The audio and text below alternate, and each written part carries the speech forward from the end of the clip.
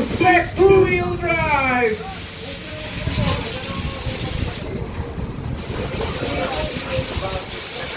Haba pa ang oras. No need to panic, no need to panic. Maybe a little panic lang, a little panic kay David. Pero not a major panic. Kaya ba yan? Nako po. Ay, pake, blue na kotse. Maybe more panic pa dahil. Eto na po, namumuto. Greg Villamer in the lead. Noel Aldama in second. Gene Maghop in third. Volcano in number 4. Maximum airtime by the green car. Sino man yun? Hindi maiwasan po yun kasi nag-iingat na po ang Marshall. After 1 minute, the top drivers are Rolly Cruz, and Greg. Huwag nyo intindihin na akong bahala dyan.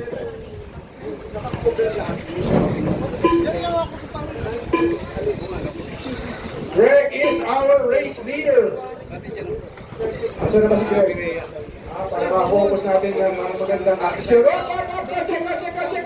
Kache!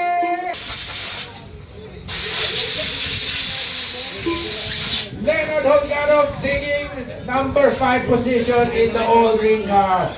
Bakit kaya all-green ang kotse ni Mr. Leonard Holgado? Kayo na lang po ang mag-figure out yan.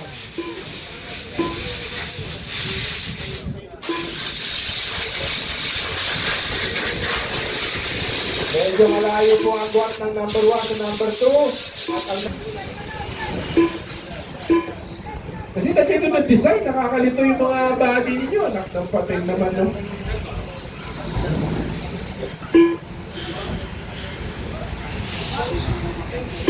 Okay, alam ko ito. Giveaway, si Gene Maghop. Nako, Gene, nandiyan na si Tutay. Asa na? Malayo pa. Oy, giveaway, yellow and orange car is race leader. Yellow and orange is race leader. Kotse doon. Nako, itong hit na to.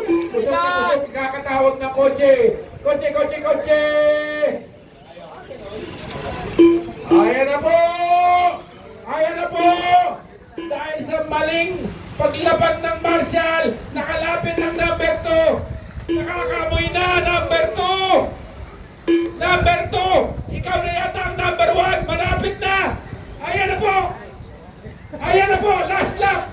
Greg versus Maghop. Leonard Holgado done with a 10-lap 601.8 result. Ayan.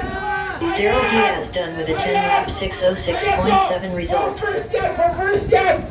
Sino magwawagan? John Gonzalez done with a 9-lap 614.6 result.